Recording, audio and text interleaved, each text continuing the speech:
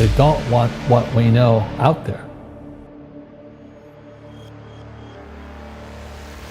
You'll never get this on CNBC. But our school system will never tell us that, because they're part of the process. Fake money, fake teachers, fake assets. I know the game of the rich. My rich dad taught me. You know it because you're the banker. The bankers and the rich play is different than what they teach you in school. All over the world, what does school teach you about money? And the answer is nothing. And that's not a mistake. That's not an accident. I knew that. Most people know that. The way to keep the poor and middle class working hard is never teach them what the rich know. So if you read Rich Dad, Poor Dad, which came out in 1997, it's what the rich teach their kids about money, the poor and middle class do not. Poverty hurts. I mean, I don't like it. And I don't like that our academic system's so corrupt. You know, we know the banking system's corrupt. We know politics is corrupt. But academics is just as corrupt. I mean, one thing if it's the banking and the politics, but this is where we send our children and we trust them to do the right things for them, and yet they're being not taught something so fundamental. Like you asked your dad when you were a kid, Dad, you asked your teacher, when are you gonna teach us about money? And it was just, never. Well, never. And they'll never will. You know something. What do you know? Share it. What is financial education? It's not get a job, work hard, save money, and invest in a well-diversified portfolio of stocks, bonds, mutual funds, and ETFs. The financial industry is two things, debt and taxes. In 1971, Nixon took the dollar off the gold standard, and the US dollar became debt. And we still tell kids to go to school, get a job, work hard, save money, and get out of debt. Now, who tells them to do that? That's the most ridiculous thing there is. The book starts and it says, lie number 1, saving money will make you rich. Yeah, it never will. You know that. All taught that as kids. Why would you save it and why would you work for it if they can print it faster than you can work for it? Why do you keep saving when they're printing it? The rich don't work for money. Don't you touch that stuff. It's very subtle, right? Yep. They don't say, I'm gonna train you to be a worker bee the rest of your life, but they educate you in a way where that's what you come out. Right. What else was what was he trying to do those first few months were you working for him? What was he trying to get across to you? Because he taught you the hard way about money.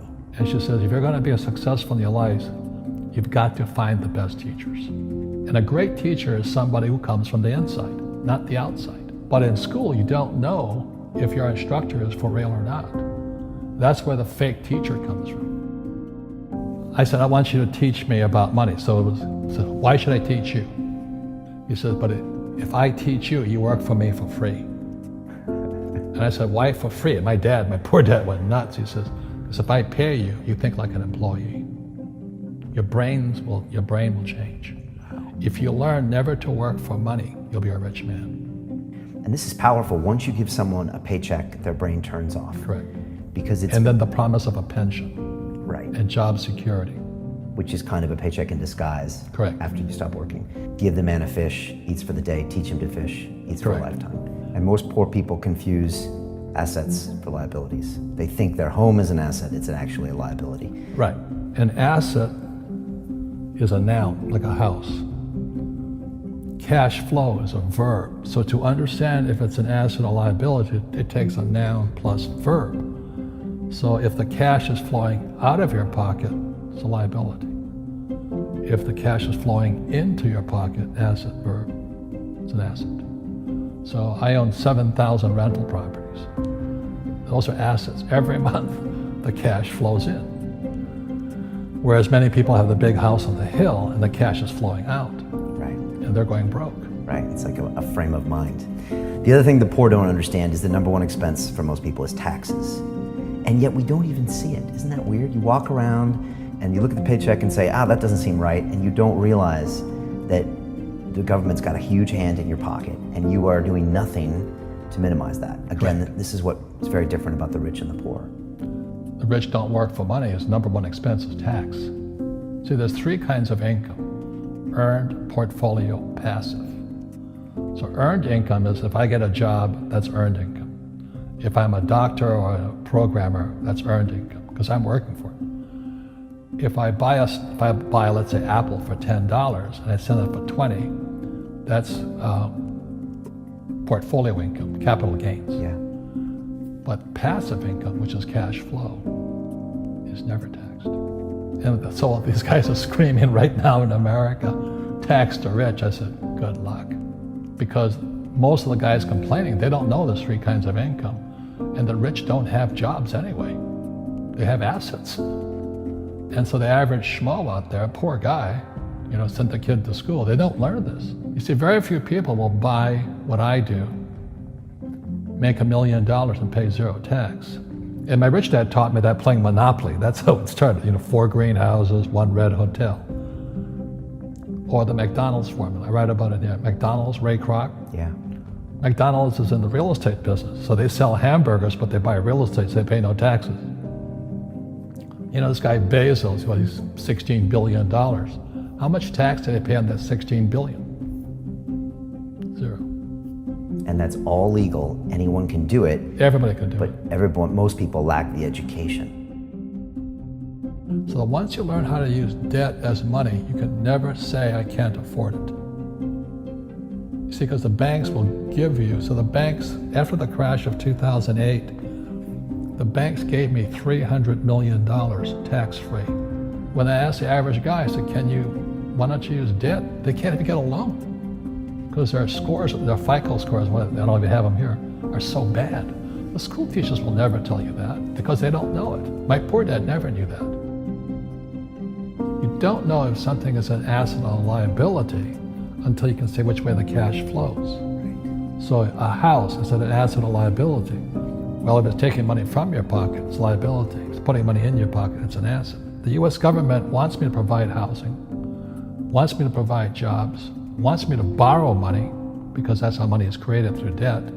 I get huge tax breaks. Everybody can do the same thing if they had the financial education to do it. If people understood the tax code, we'd be more prosperous. But can poverty be passed through genetically? Yes. Because it's some type of way of thinking. It's an attitude. An attitude. It's very simple. When people ask me, how do I stop it? I just say, never say, I can't afford it. Ask yourself, how can I? The reason I have so much money is because I don't say I can't do it. I just go, how can I do it? And I just go and do it. I make a lot of mistakes, but that's how I learn. How can I? The poor people, like my poor dad, always said, I can't afford it. Do you think I'm made of money? I'm a school teacher. I can't do that. And I picked that up. And my rich dad never said those words. So when I meet poor people, they use the words I can't a lot. So the people that say, I can't afford it, I can't do this, I can't get to college, the rich are evil, I choose not to participate in that. And that's one thing people could change today. Correct. Right now is that dialogue in their head. Stop saying the word can't. I can't. Right.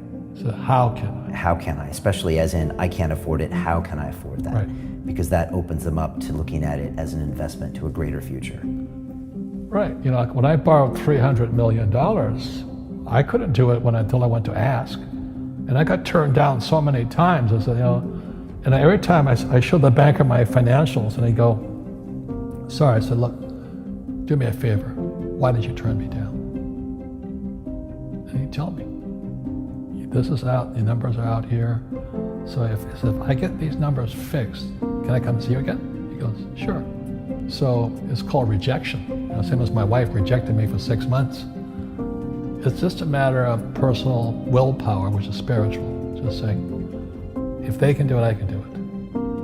And how can I? How can I? And I think it's you once said, words become flesh. Yep. That was the Bible too. Intelligence increases through your mistakes, through the ups and downs, through what you learned. Real estate's real estate, but what I learned made me richer, not the money. You don't need money to make money. I think all of us, every human being has that low point in their life. And if they get the message, a new life begins. If they don't get the message, they keep going down. The richer I got was because I didn't need any money. I could use this to make money. But how did I get there? Is I made a lot of mistakes. people are afraid of making mistakes and all this, fear of failing, it limits them. Nice, so very nice. So many people trapped in the same device.